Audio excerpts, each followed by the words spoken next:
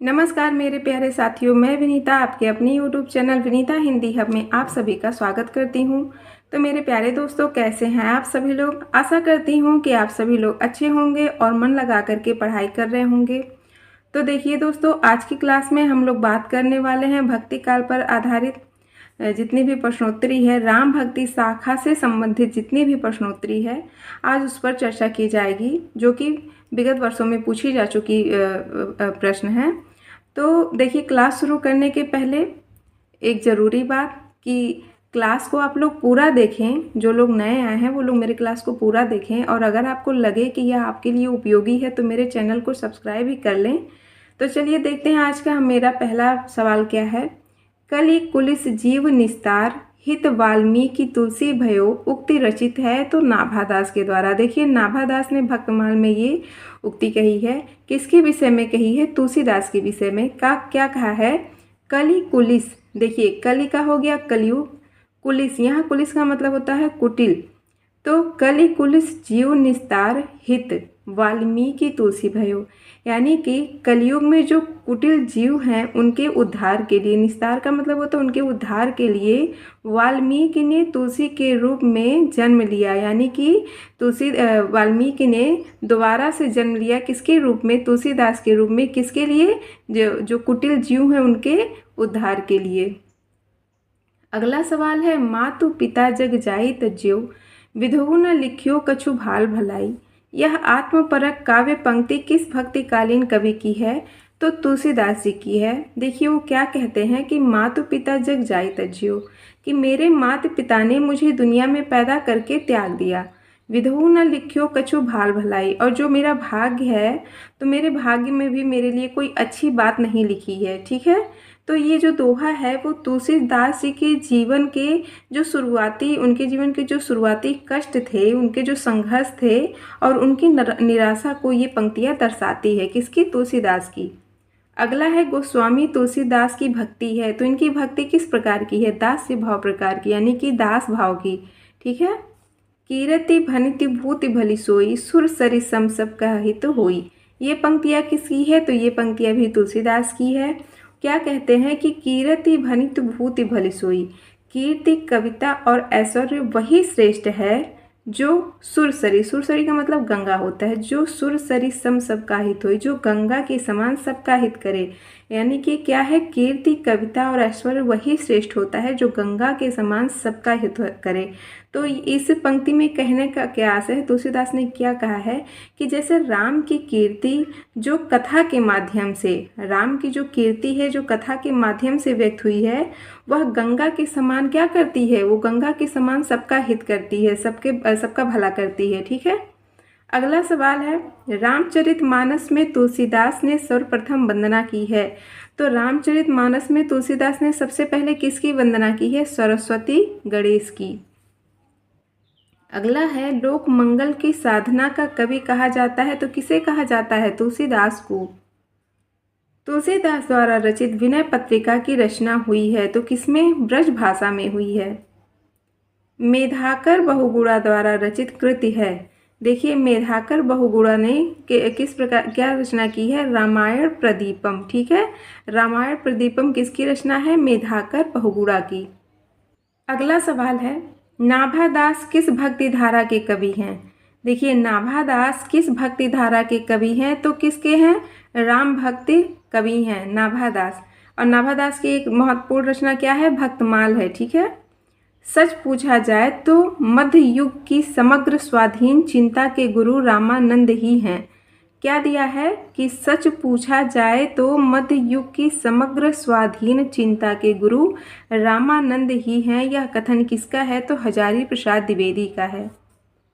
अगला सवाल है, आलवार भक्तों या संतों की संख्या कितनी थी? तो कितनी थी? 12 थी। भक्तमाल नाभादास कृत के टीकाकार हैं। कौन है? प्रियादास।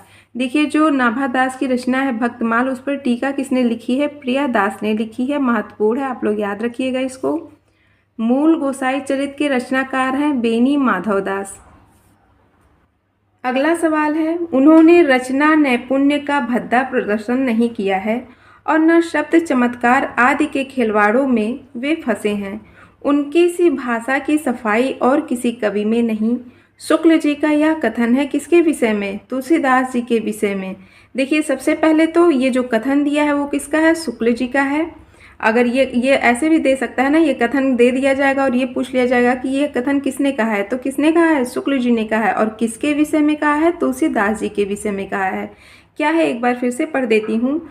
उन्होंने यानी कि तुलसीदास ने रचना नैपुण्य का भद्दा प्रदर्शन नहीं किया है और न शब्द चमत्कार आदि के खिलवाड़ों में वे फंसे हैं। उनकी सी भाषा की सफाई और किसी कवि में नहीं है। तो शुक्ल जी ने तुलसीदास के विषय में ये कथन कहा है।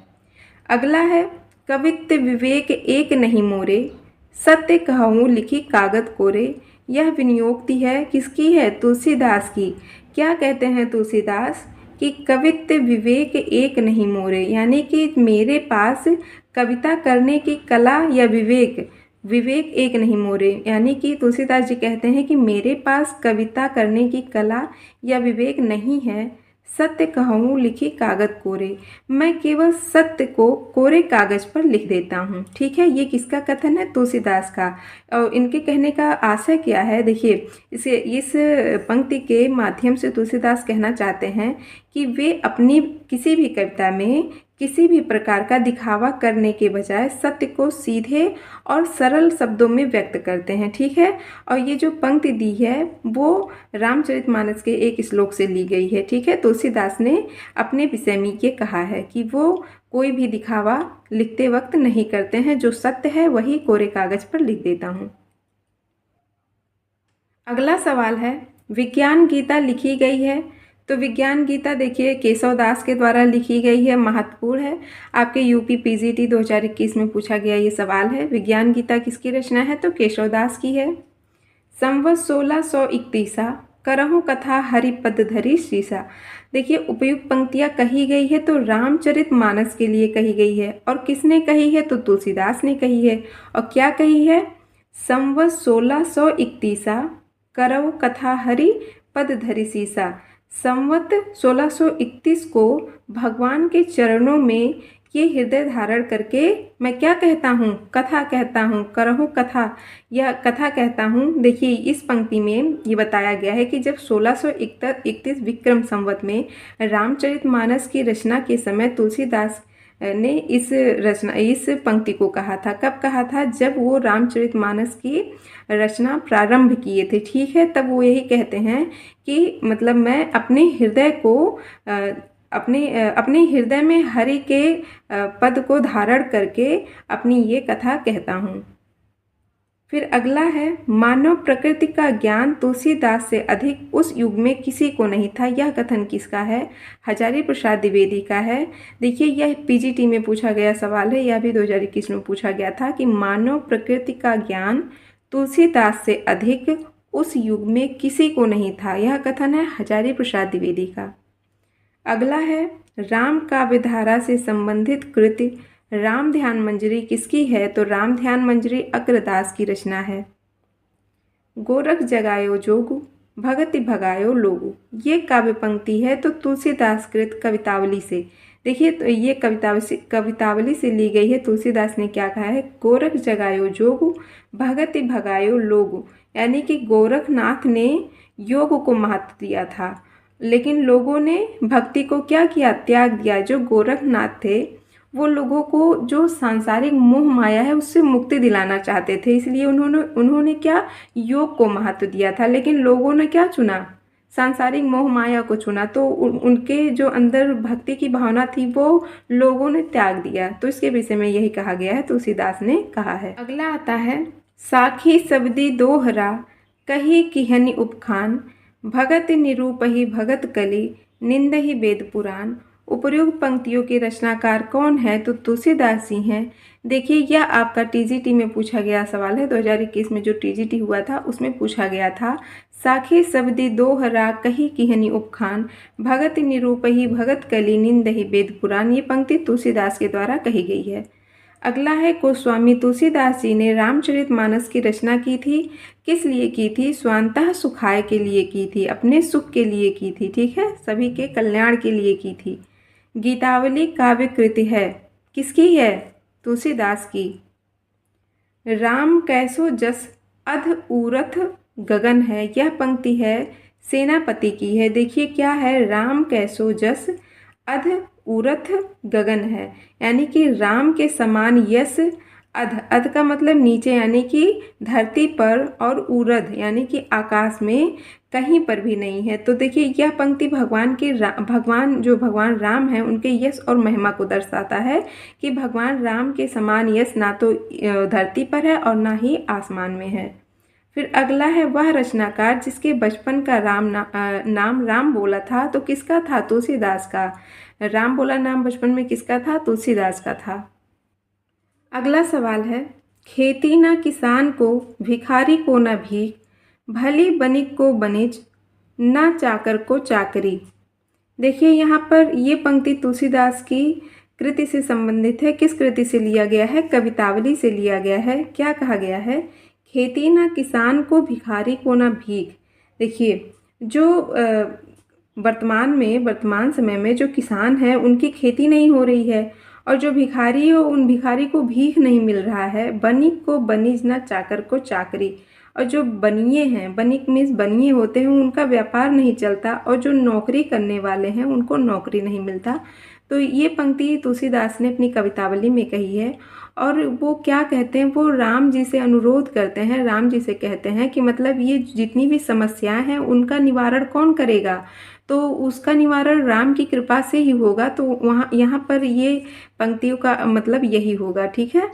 अगला है, विनय पत्रिका लिखी गई है तो ब्रज भाषा में लिखी गई है। किसने लिखी है? तुलसीदास ने लिखी है, आप सभी को पता है। जहांगीर जस चंद्रिका के रचयिता हैं केशवदास। महत्वपूर्ण है, याद रखिएगा, जहांगीर जस चंद्रिका केशवदास की रचना है। कवित्त रत्नाकर के लेखक हैं सेनापति।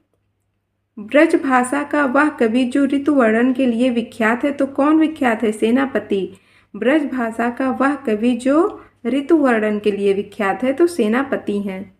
तुलसीदास जी ने किस गुरु से शास्त्रों का अध्ययन किया? तो शेष सनातन। अगला सवाल है, दक्षिण के अलवार संत संबंधित माने जाते हैं तो किससे माने जाते हैं? राम भक्ति शाखा से। जो अलवार संत हैं जिनकी संख्या 12 है, वो किससे संबंधित माने जाते हैं? राम भक्ति शाखा से संबंधित है अलवार संत। तुलसीदास की वह कृति जो कांडों में विभाजित नहीं है, तो कौन सी कृति है? पार्वती मंगल। श्री रामानुजाचार्य की भक्ति है। किस प्रकार की भक्ति है? दास्य भाव की। और किसकी? तुलसीदास की भी भक्ति कैसी है? दास्य भाव की है। रामानंद के गुरु थे, कौन थे? राघवानंद जी। अगला है, भक्ति काल का वह कवि जिसने संस्कृत को छोड़कर भी संस्कृत की शास्त्रीय परंपरा का निर्वहन किया है, तो वे कौन है? तुलसीदास जी हैं। यह आपके यूपी टीजीटी में पूछा गया सवाल है। अगला है, भक्ति रस का पूर्ण परिपाक जैसा विनय पत्रिका में देखा जाता है वैसा अन्यत्र नहीं। यह कथन किसका है? यह कथन आचार्य रामचंद्र शुक्ल जी का है। क्या है? भक्ति रस का पूर्ण परिपाक जैसा विनय पत्रिका में देखा गया है वैसा अन्यत्र नहीं, यानी कि और किसी रचना में नहीं देखी गई है। हनुमत चरित्र का रचयिता कौन है? तो राय मल्ल पांडे जी हैं। यह आपके नेट में पूछा गया सवाल है। अगला है, विशिष्टाद्वैतवाद दार्शनिक मत के भक्त कवि थे, तो कौन थे? तुलसीदास जी थे। ये विशिष्टाद्वैतवाद के दार्शनिक मत के भक्त कवि थे। ठीक है। अगला सवाल है, वियोगी हरि ने तुलसीदास को परिगणित किया है तो किसमें? रामानंदी संप्रदाय में। कठिन काव्य का प्रेत कहा जाता है, कवि केशवदास को कहा जाता है। महत्वपूर्ण है, आप सभी को पता है कि कठिन काव्य का प्रेत केशवदास को कहा जाता है। और कठिन गद्य का प्रेत किसे कहा जाता है, ये आप लोग बताएंगे कमेंट बॉक्स में कमेंट करके। ठीक है। रामचरितमानस की रचना प्रारंभ हुई, कब प्रारंभ हुई थी? 1631 विक्रम संवत में। अगला है, वह महाकवि जिसने तमिल भाषा में रामायण की रचना की, तो किसने की थी? कंब ने। देखिए, तमिल भाषा में रामायण की रचना किसने की थी? कंब ने की थी। महत्वपूर्ण है, आप लोग याद रखिएगा। अगला है, आलवार भक्त कहा जाता है किसे? वैष्णवों को। भक्तमाल की रचना की नाभादास ने की थी। अगला सवाल है, श्री रामचरितमानस में वक्ता श्रोता के युग्म हैं, तो कितने हैं? 4 हैं। और देखिए वो 4 युग्म कौन कौन से हैं यह भी आप लोग को जानना चाहिए। देखिए जो सबसे पहला युग्म था यानी कि जोड़ी था वह शिव पार्वती जी का था। शिव जी ने पार्वती जी को राम कथा सुनाई थी, ठीक है। वो सबसे पहली युग्म थी, मतलब सबसे पहली जोड़ी थी राम कथा सुनाने वाली। और दूसरा क्या था, काक भुसुंडी गरुड़, ठीक है। काक भुसुंडी, काक मीन्स कौवा होता है, आप सभी लोग जानते हैं। तो काक भुसुंडी ने गरुड़ को कथा सुनाई थी। फिर तीसरे थे याज्ञवल्क्य और भरद्वाज, याज्ञवल्क्य ने भरद्वाज को कथा सुनाई थी। और फिर चौथे हैं नरहरि दास और तुलसीदास, यानी कि नरहरि दास जो कि तुलसीदास के गुरु भी कहे जाते हैं, तो उन्होंने कथा सुनाई थी। अगला सवाल है, बुद्ध देव के बाद भारत में सबसे बड़े लोकनायक तुलसीदास हैं। ये असाधारण प्रतिभा लेकर उत्पन्न हुए, यह कथन किसका है, तो जॉर्ज ग्रियर्सन का है।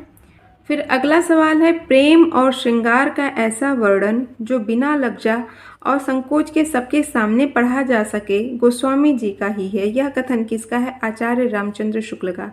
देखिए क्या है, प्रेम और श्रृंगार का ऐसा वर्णन जो बिना लज्जा और संकोच के सबके सामने पढ़ा जा सके, वैसा गोस्वामी जी का ही है। तो यह कथन किसका है, आचार्य रामचंद्र शुक्ल जी का है। फिर अगला सवाल है, संत हृदय नवनीत समाना, यह उक्ति किसकी है, तो तुलसीदास जी की है। क्या है कि जो संतों का हृदय है वह कैसा होता है, मक्खन के समान होता है। यहाँ कहने का क्या मतलब है कि जो संत होते हैं, जो संत का हृदय होता है वह इतना कोमल और संवेदनशील होता है कि वे दूसरों के दुख में दुखी हो जाते हैं, दूसरों के सुख में सुखी हो जाते हैं। तो यहाँ बस इतना ही कहने का अर्थ है कि जो संत का हृदय है वह कैसा होता है, नवनीत, यानी कि मक्खन के समान होता है। फिर अगला सवाल है, तुलसीदास रचित विनय पत्रिका में पदों की कुल संख्या कितनी है, तो 279 है। कितनी है विनय पत्रिका में पदों की संख्या, 279। अगला सवाल है, राम भक्ति शाखा में रजकोपासना का समावेश किया किसने, अग्रदास ने किया था। विनय पत्रिका में काशी के लिए रूपक वर्णित है कामधेनु का। फिर अगला है, मांगत तुलसीदास कर जोरे बसही राम सिए मानस मोरे, उपर्युक्त पंक्ति में याचना की गई है, तो किससे की गई है, भगवान गणेश से की गई है। और किसने की है, तुलसीदास ने। और वो क्या कहते हैं कि मांगत तुलसीदास कर जोरे, कर का मतलब हो गया हाथ, यानी कि जो तुलसीदास जी हैं वो अपने दोनों हाथ को जोड़ करके भगवान गणेश से क्या मांगते हैं, बस ही राम सिए मानस मोरे, कि राम सिए यानी कि जो भगवान राम और सीता है वो मेरे हृदय में, मेरे मानस में बस जाएं, ठीक है। तो यह याचना किससे की है, तुलसीदास ने भगवान गणेश से की है। अगला है, के लॉग ने तुलसी की भाषा को क्या कहा है, पुरानी बैसवाड़ी कहा है। किसने कहा है पुरानी बैसवाड़ी तुलसीदास की भाषा को, तो के लॉग। फिर अगला है, कोई नृप हो हम ही कहानी, चेरी छाड़ी अब होब की रानी। रामचरितमानस में प्रस्तुत पंक्तियाँ कही गई है, तो किसके द्वारा कही गई है, मंथरा के द्वारा। देखिए मंथरा कौन थी, एक दासी थी। तो क्या कहती है मंथरा, को नृप हो हम ही कहानी, यानी कि कोई भी राजा बने और या तो किसी का शासन हो या ना हो, उससे मुझे क्या हानि होगी, यानी कि मुझे क्या हानि, मुझे क्या लाभ कि कोई राजा बने या किसी का शासन हो। चेरी छाड़ी अब होब की रानी, और मैं दासी हूँ। क्या मंथरा दासी थी ना, तो क्या कहती हैं कि मैं दासी हूँ और जिस भी अवस्था में हूँ तो उसी में ही आगे भी रहूँगी। ये तो जाहिर सी बात है, मैं दासी हूँ तो दासी ही रहूँगी। और ये क्या कहते हैं अब होब की रानी, शासन बदलने से रानी थोड़े ना हो जाऊंगी। क्या है इसका मतलब कि देखिए मंथरा क्या कहती हैं कि अगर कोई राजा बनता है या किसी का शासन होता है तो उससे ना तो मुझे कोई हानि होगी ना लाभ होगा, क्योंकि जो मैं हूँ यानी कि जो मैं दासी हूँ, मैं जिस भी अवस्था में रहूँ मैं उसी में हमेशा रहूँगी। उससे शासन बदलने से मैं रानी नहीं हो जाऊँगी। तो रामचरितमानस में मंथरा ये उक्ति कहती हैं, ठीक है। फिर अगला है, रामचरितमानस की रचना में कुल समय लगा। देखिए रामचरितमानस की जो रचना लिखी गई थी वो उसको लिखने में कितना समय लगा था, तो 2 वर्ष 7 महीना 26 दिन। कितना है, 2 वर्ष 7 महीना 26 दिन। महत्वपूर्ण है, कई बार एग्जाम में पूछा जा चुका है, आप लोग इसे याद रखिएगा, 2 साल 7 महीना और 26 दिन। अगला आता है, सीता त्रिजटा संवाद रामचरितमानस के किस कांड में वर्णित है? तो सुंदर कांड में वर्णित है। शुक्ल जी की दुर्बलता यह थी कि वे भारत के हर कवि को तुलसी की कसौटी पर और हर पात्र को राम के आदर्श पर कसकर ही स्वीकार करते थे। यह कथन किसका है? तो यह कथन है डॉक्टर गणपति चंद्र गुप्त का। देखिए, अगला सवाल बताने के पहले मैं एक चीज़ बता दूं कि मैं इस समय गांव में हूं। यहाँ पर दिन भर ट्रैक्टर टाली चलते हैं और जो गाय होती हैं, भैंस होती हैं, उन लोग की आवाज़ें चलती रहती हैं, तो मैं उन लोगों को तो रोक नहीं सकती और ना ही अपनी क्लास बंद कर सकती हूँ। तो ये जितनी भी अनर्गल आवाज़ें आती रहती हैं तो उसके लिए मुझे क्षमा कर दीजिएगा। आप लोग बस पढ़ाई पे फोकस करिएगा क्योंकि उन सबको तो मैं रोक नहीं सकती। अगला सवाल है, रामचरितमानस में कितने कांड हैं या सोपान हैं? तो कितने हैं? 7 हैं। देखिए, ये बहुत बार एग्जाम में पूछा जा चुका है। झारखंड पीजीटी हिंदी में पूछा था, डीएसएसबी पीजीटी टीजीटी दोनों में पूछा था, यूपी पीजीटी में भी एक बार ये सवाल आया है कि रामचरितमानस में कितने कांड है? तो 7 है। और देखिए, वो जो 7 कांड है वो भी बहुत लोगों को पता होगा, बहुत लोगों को नहीं पता होगा, नहीं याद होगा। तो आप लोग याद रखिए कि जो 7 कांड है वो कौन कौन से हैं। देखिए, बाल कांड, अयोध्या कांड, अरण्य कांड, किष्किंधा कांड, फिर उसके बाद आता है सुंदर कांड, उसके बाद आता है लंका कांड। और देखिए, लंका कांड को एक और कांड के नाम से जाना जाता है जिसको युद्ध कांड कहा जाता है। तो आप लोग इसे भी याद रखिएगा क्योंकि ऐसे सवाल बन सकता है ना कि युद्ध कांड किसको कहा जाता है? तो किसको कहा जाता है? लंका कांड को कहा जाता है। फिर अंतिम है आपका उत्तर कांड। फिर आगे है, कृष्ण गीतावली के रचयिता हैं तो कौन है? तुलसीदास जी हैं। कृष्ण गीतावली के रचयिता तुलसीदास जी हैं। अगला सवाल है, केशव को कठिन काव्य का प्रेत कहा है? किसने कहा है? आचार्य रामचंद्र शुक्ल ने कहा है। देखिए, कठिन काव्य का प्रेत केशवदास को कहा जाता है, लेकिन किसने कहा है? तो आचार्य रामचंद्र शुक्ल जी ने कहा है। महत्वपूर्ण है, याद रखिएगा। अगला सवाल है, अहिंसावाद और प्रपत्तिवाद देन है किसकी है? वैष्णव संप्रदाय की देन है। अगुनहि सगुनहि नहीं कछु भेदा उक्ति है किसकी है? तुलसीदास की है। क्या कहते हैं तुलसीदास? अगुनहि सगुनहि नहीं कछु भेदा, यानी कि निर्गुण और सगुण में कोई भेद नहीं होता है। ये जो उक्ति ली गई है वो रामचरितमानस से ली गई है। देखिए, इसमें कहने का क्या मतलब है कि जो निर्गुण होते हैं, आरूप हैं, अलग हैं, वही भक्तों के प्रेम से क्या बन जाते हैं? सगुण बन जाते हैं। इसको देखिए, आसान भाषा में ऐसे समझते हैं कि देखिए, जैसे पानी है, बर्फ़ है, दोनों एक ही होते हैं लेकिन दोनों अलग अलग रूप में दिखाई देते हैं। ठीक है, एक जम जाता है तो बर्फ़ बन गया और एक पिघल जाता है तो वही पानी बन गया, तो दोनों अलग रूप में दिखाई देते हैं। वैसे ही सगुण और निर्गुण भी है, दोनों एक हैं लेकिन अलग अलग रूपों में क्या होते हैं? प्रतीत होते हैं। ठीक है, फिर अगला आता है, साहित्य को सुरसरी सम सबका हितकारी घोषित किया है। तो किसने घोषित किया है? सुरसरी सम सबका हितकारी। तो किसने घोषित किया है? गोस्वामी तुलसीदास ने। क्या कहा? सुरसरी मीन्स गंगा, जो क्या है? साहित्य गंगा के समान क्या करता है? सबका हित करता है। ये किसने कहा है? तुलसीदास ने कहा है। अगला है, बरवे रामायण के नामकरण का आधार है। तो क्या है? बरवे छंद है। तुलसीदास को लोकनायक कहने वाले विद्वान कौन है? हजारी प्रसाद द्विवेदी हैं। महत्वपूर्ण है, याद रखिएगा आप लोग। अगला सवाल है, रामलला नेहचू रचना की शैली है। तो क्या है? अवधी लोकगीतों की शैली है। अगला सवाल आता है, तुलसीदास ने कलयुग का वर्णन कवितावली के किस कांड में किया है? क्या दिया है? तुलसीदास ने कलयुग का वर्णन कवितावली के किस कांड में किया है? तो उत्तर कांड में। देखिए, सबसे पहला कि कलयुग का वर्णन किस में किया गया है? तो कवितावली में किया है। किसने किया है? तुलसीदास ने किया है। और कवितावली के किस कांड में किया है? तो उत्तर कांड में किया है। अगला सवाल है, तुलसीदास का रामचरितमानस लिखा गया है तो दोहा चौपाई छंद में लिखा गया है। लाज न आवत आपको दौरे आयो साथ, पंक्ति का संबंध है तो किससे संबंधित है? ये पंक्ति तुलसीदास से संबंधित है। देखिए, क्या है? लाज न आवत आपको दौरे आयहु साथ। तो क्या है इसमें कि क्या आपको लाज नहीं आई? दौड़ते हुए मेरे पास आए हैं।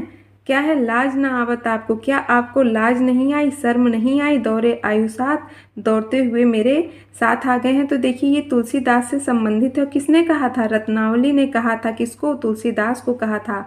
लेकिन उनके जो जो ये बात उन्होंने कही थी, वो कहने का आशय क्या था कि रत्नावली की जो पत्नी है, उन्होंने अपने पति तुलसीदास को जो सांसारिक प्रेम से वो बंधे हुए थे, उस सांसारिक प्रेम से दूर होने और भगवान राम की भक्ति में लीन होने के लिए प्रेरित करने के लिए इस पंक्ति को उन्होंने कहा था। ठीक है, तो क्या था कि मतलब लाज ना आए आपको, जो दौड़ते हुए आप मेरे पीछे आ गए, मेरे साथ आ गए। ठीक है, फिर अगला है तुलसीदास की वह काव्य रचना जो सूरदास के अनुकरण पर की गई थी। क्या है? सूरदास के कहने पर, सूरदास के अनुकरण पर तुलसीदास ने कौन सी रचना की थी? गीतावली की थी। देखिए यह एनवीएस टीजीटी में पूछा गया था, महत्वपूर्ण है। आरती कीजिए हनुमान लला की के रचयिता कौन है? तो रामानंद जी हैं। फिर अगला सवाल है सुंदरकांड में प्रमुख पात्र हैं, तो कौन है? हनुमान हैं। रामचरितमानस की भाषा है, क्या है? अवधी भाषा है। ठीक है, सवाल है सुरतीय नरतीय नागतीय सब चाहत असी होई, गोद लिए हुलसी फिरे तुलसी सुसुत होई। उपर्युक्त दोहा किसका है? तुलसीदास और रहीम का। देखिए इसमें एक लाइन तो तुलसीदास ने लिखी है और दूसरी लाइन रहीमदास ने, लेकिन इसके पीछे की कहानी क्या है? एक आदमी आता है तुलसी जी के पास, गरीब होता है वो, तो उसकी पुत्री का विवाह रहता है, तो तुलसीदास से मदद मांगने के लिए आता है। तो तुलसीदास जी के पास तो धन संपत्ति थी नहीं, तो उनके समकालीन कौन था? रहीमदास जी थे, उनके अच्छे मित्र थे। तो वो एक पर्ची पे कुछ लिख के देते हैं उस आदमी को, ये कि ये ले जा करके तुम रहीमदास को दे दो। तो रहीमदास जी थे आपके अकबर के दरबार के क्या थे? 9 रत्नों में से एक थे, उनके पास धन संपत्ति अधिक थी। तो जब रहीमदास जी देखते हैं तो वो उसमें क्या लिखा रहता है कि सुरतीय नरतीय नागतीय सब चाहती असी होई, यानी कि जो देवताओं की पत्नियां हो, चाहे नर्ती यानी कि साधारण मनुष्य की पत्नियां हो, या फिर नागवंश की नागिन हो, उन सबको क्या चाहिए होता है? धन चाहिए होता है, आभूषण चाहिए होता है, ये सब उनको अच्छी लगती हैं, वो सब उनकी आवश्यकताएं होती है।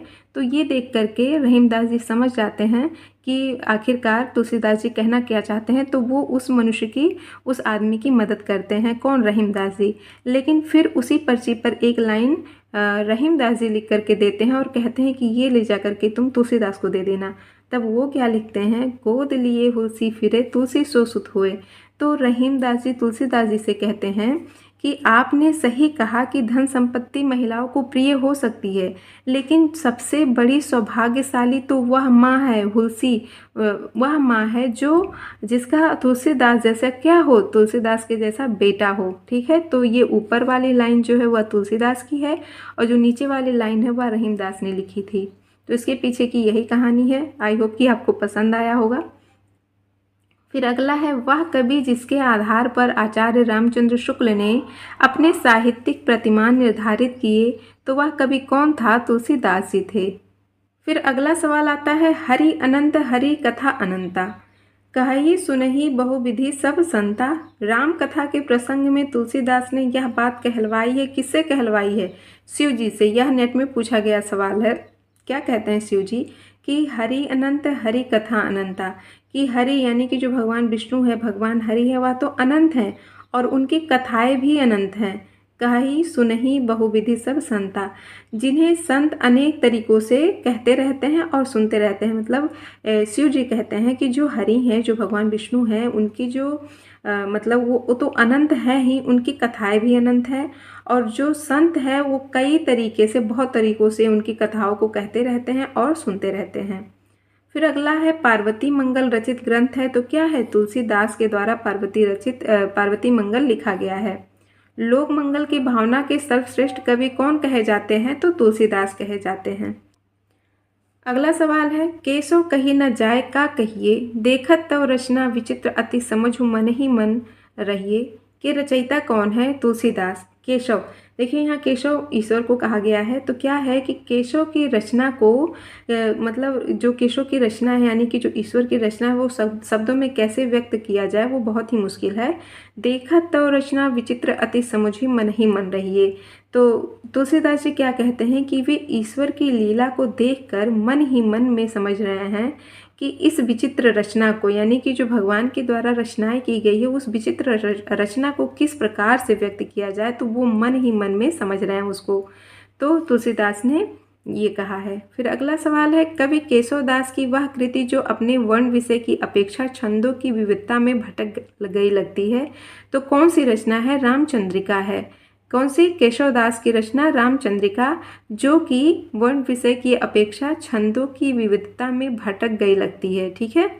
फिर अगला है, अवधी भाषा की शब्दावली को साहित्य की परिनिष्ठित शब्दावली बनाने का प्रथम श्रेय इन्हें दिया जाता है। किन्हें? गोस्वामी तुलसीदास जी को। गोस्वामी तुलसीदास की कुल कितनी कृतियों में उत्तरकांड संबंधित वर्णन प्राप्त होते हैं? तो कितनी कृतियों में? 4 कृतियों में। फिर अगला है, तुलसीदास की वह रचना जो उन्होंने कलिकाल से मुक्ति पाने हेतु लिखी, तो कौन सी थी? विनय पत्रिका थी। फिर अगला सवाल है, रामचरितमानस में विभत्स रस का प्रयोग मिलता है, तो किस में मिलता है? अरण्य कांड में और लंका कांड में। अगला सवाल है, सीता को प्रधानता देकर लिखा गया काव्य सीतायन के रचयिता कौन है? तो रामप्रिया शरण है। महत्वपूर्ण है, सीतायन की रचना किसने की है? रामप्रिया शरण ने की है। भक्तमाल के रचयिता नाभादास के गुरु का क्या नाम था? अग्रदास। लोकनायक वही हो सकता है जो समन्वय करने का अपार धैर्य लेकर आया हो। उनका सारा काव्य समन्वयों की विराट चेष्टा है। तुलसीदास के संबंध में यह कथन किसका है? तो हजारी प्रसाद द्विवेदी का है। महत्वपूर्ण कथन है, बहुत बार परीक्षाओं में ये पूछा जा चुका है। फिर अगला सवाल है, रूपकों का बादशाह कहा जाता है, किसे कहा जाता है? तुलसीदास को। यह आपके यूपी पीजीटी में पूछा गया सवाल है। फिर अगला सवाल है, गोस्वामी जी के पिता का नाम था, क्या नाम था? आत्माराम। रामानंद ने किस पुस्तक में अपनी पूरी गुरु परंपरा का उल्लेख किया है? तो रामार्चन पद्धति में। ठीक है, लेकिन याद रखिएगा कि जो रामानंद की पुस्तक है ना, रामार्चन पद्धति, वह संस्कृत पाठ है, वह संस्कृत भाषा में आधारित है, मतलब संस्कृत भाषा में लिखी गई है। ठीक, और देखिए जो रामार्चन पद्धति होता है, तो इसमें दिया क्या रहता है कि इसमें राम जी के पूरे परिवार और उनके जो अवतार होते हैं, मतलब राम के जितने अवतार रहे हैं, तो उनकी पूजा की जाती है। इसमें पवित्र मंत्रों और अनुष्ठानों का उपयोग किया जाता है। महत्वपूर्ण है, यह भी पीजीटी में पूछा गया सवाल है। बस इतना याद रखिएगा कि जो रामानंद की पुस्तक है रामार्चन पद्धति, वह किस पर मतलब वो संस्कृत पाठ पर आधारित है। ठीक है। अगला सवाल है, अष्टयाम नामक पुस्तक में वर्णन है, तो किसका है? भगवान राम की दिनचर्या का।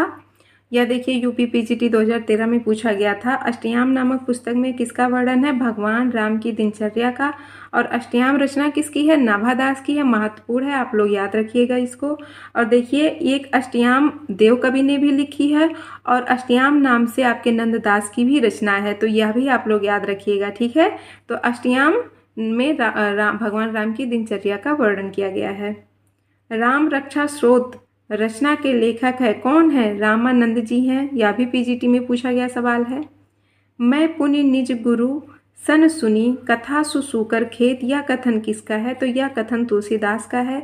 देखिए इसी कथन के माध्यम से यह प्रमाणित होता है कि तुलसीदास, मतलब इनके जो तुलसीदास का जन्म स्थान है, इनके इसी कथन से प्रमाणित होता है। ठीक है, सूकर खेत। मैं पुनि निज गुरु सन सुनी कथा जो सूकर खेत, तो क्या कहते हैं कि फिर वही कथा मैंने वाराह क्षेत्र में अपने किससे सुनी? अपने गुरु जी से सुनी। अगला है, रामचरितमानस के ज्ञान दीपक प्रसंग वर्णित है, तो उत्तरकांड में वर्णित है। तुलसीदास द्वारा शारीरिक पीड़ा से मुक्ति हेतु लिखा गया ग्रंथ है, तो कौन सा है? हनुमान बाहुक है। यह भी पीजीटी में पूछा गया सवाल है कि तुलसीदास द्वारा शारीरिक पीड़ा से मुक्ति हेतु कौन सा ग्रंथ लिखा गया था? तो हनुमान बाहुक था। रामचरितमानस नामक महाकाव्य की रचना शैली क्या है? तो दोहा चौपाई है, दोहा चौपाई शैली है। फिर अगला सवाल है, अवधी एवं ब्रज भाषा दोनों में रचना करने वाले कवि हैं, तो कौन है? तुलसीदास जी हैं। देखिए जो तुलसीदास की रचनाएं हैं, उन्होंने अवधी भाषा में भी रचना की है और ब्रज भाषा में भी की है। तो एक बार आप लोग जान लीजिए कि उनकी अवधी में कौन कौन सी रचनाएं हैं और ब्रज भाषा में कौन कौन सी रचनाएं हैं। तो देखिए उनका रामचरितमानस, रामलला नेहचू, जानकी मंगल, पार्वती मंगल, बरवय रामायण और एक है रामाज्ञा प्रश्न। ये सभी अवधी भाषा में लिखी गई है, जिनमें से आपका जो रामलला नेहचू है वो ठेठ अवधी में लिखी गई है। उसके अतिरिक्त जितनी इनकी रचनाएं बचती हैं, जैसे कि हो गई दोहावली, कवितावली और दोहावली, कवितावली, गीतावली, कृष्ण गीतावली, विनय पत्रिका और वैराग्य संदीपनी, ये सब आपकी ब्रजभाषा में लिखी गई हैं। ठीक है। तो अगला है तुलसीदास की वह रचना जिसका संबंध ज्योतिष से है। कौन सा वह रचना है? रामाज्ञा प्रश्नावली है। अगला सवाल है तुलसीदास की वह रचना जिसमें संत महंतों के लक्षण वर्णित है, तो वह कौन सी रचना है? वैराग्य संदीपनी है। यह भी आपकी ब्रजभाषा में लिखी गई है। यह नेट में पूछा गया सवाल है। अगला सवाल है तुलसीदास के गुरु थे तो नरहरियानंद। देखिए, कहीं कहीं नरहरियानंद लिखा मिलता है और कहीं कहीं नरहरि दास रहता है, तो आप लोग कंफ्यूज मत होइएगा। नेट में पूछा गया सवाल है कि तुलसीदास के गुरु कौन थे, तो नरहरियानंद, या आप उसको नरहरि दास भी बोल सकते हैं। अगला है बरवय रामायण रचना है, तो किसकी है? तुलसीदास की है। अगला है कबीर कानी राखी नहीं, वर्णाश्रम सट दर्शनी कहाँ है? तो यह मतलब कौन कहा है? नाभादास ने कहा है। क्या कहते हैं कि कबीर कानी राखी नहीं, वर्णाश्रम सट दर्शनी, यानी कबीरदास ने वर्णाश्रम सट यानी कि जो 6 दर्शन है, सट दर्शनी, तो कबीरदास ने वर्णाश्रम 6 दर्शन और वाह आडंबर और कर्म कांडों को क्या नहीं दिया है? महत्व नहीं दिया है। तो ये किसने कहा है? यह नाभादास ने कहा है। और यह कहने का मतलब क्या है? मतलब नाभादास ने कबीर के बारे में अगर ये कहा है, तो कबीर ये क्यों कहते हैं? इसका मतलब क्या है कि कबीरदास केवल भगवान की भक्ति को ही महत्व देते हैं। ठीक है। वो जो गृहस्थ आश्रम मतलब गृहस्थ जीवन होता है, वर्णाश्रम होता है, और जो 6 दर्शन है, जो वह आडंबर कर्मकांड है, इन सबको महत्व नहीं देते हैं। वे कबीरदासी केवल ईश्वर को महत्व देते हैं। ठीक है। फिर अगला है गोस्वामी तुलसीदास की अंतिम रचना है। कौन सी है? हनुमान बाहुक। वह कवि जिसने राम और सीता के विवाह के अवसर पर मिथिला की स्त्रियों को गारी गीत गवाया था। किसने गवाया था? केशव दास ने गवाया था। नेट में पूछा गया सवाल है, 2017 में पूछा गया था कि वह कवि जिसने राम और सीता के विवाह के अवसर पर मिथिला की स्त्रियों से गारी गीत गवाया था, तो वो केशव दास जी थे। फिर अगला सवाल है स्वामी अग्रदास का संबंध है, तो किससे है? राम भक्ति शाखा से है। स्वामी अग्रदास का संबंध राम भक्ति शाखा से है। अगला सवाल है भक्तिकाल के कवि जिसको जातीय कवि कहा जाता है, तो वो तुलसीदास है। ये टीजीटी में पूछा गया सवाल है। गीतावली है। गीतावली क्या है? एक मुक्तक काव्य है। तुलसीदास जी ने भ्रमर गीत परंपरा के अंतर्गत भ्रमर गीत की रचना की है, जो संकलित है किसमें? कृष्ण गीतावली में। यह भी टीजीटी में पूछा गया सवाल है कि जो भ्रमर गीत की रचना है वह किसमें संकलित है, तो कृष्ण गीतावली में संकलित है। और किसकी रचना है? तुलसीदास की रचना है। अगला सवाल है तुलसी की भक्ति है। तुलसी की भक्ति कैसी है? दास्य भाव प्रकार की है। बहुत बार पेपर में पूछा गया है, बहुत ही महत्वपूर्ण है, आप लोग इसको अच्छे से याद रखिएगा। फिर अगला सवाल है तुलसीदास ने रामचरितमानस के उत्तरकांड में वर्णन किया है, तो किसका वर्णन किया है? कलयुग का। राम राज्याभिषेक की तैयारी रामचरितमानस के किस कांड का हिस्सा है? तो अयोध्या कांड का है। अयोध्या कांड के प्रथम श्लोक में स्तुति की गई है, तो किसकी की गई है? शंकर जी की गई है। अयोध्या कांड में प्रथम श्लोक में स्तुति भगवान शंकर की गई है। अगला सवाल है रामचरितमानस के अयोध्या कांड का हिस्सा है, क्या है? चित्रकूट निवास। अब लो नसानी अब न नसई हो। तुलसीदास की यह उक्ति उद्धृत है, तो विनय पत्रिका से उद्धृत है। देखिए, अब लो नसानी अब न नसई हो, तो इसमें क्या तुलसीदास जी कहते हैं कि अब तक तो यह आयु जो मेरा जीवन है वह व्यर्थ ही नष्ट हो गया, परंतु अब मैं इसे नष्ट नहीं होने दूंगा। तो सबसे पहले तो जो पंक्ति दी गई है वह तुलसीदास की है, और यह कहाँ से ली गई है? विनय पत्रिका से ली गई है। महत्वपूर्ण है, याद रखिएगा।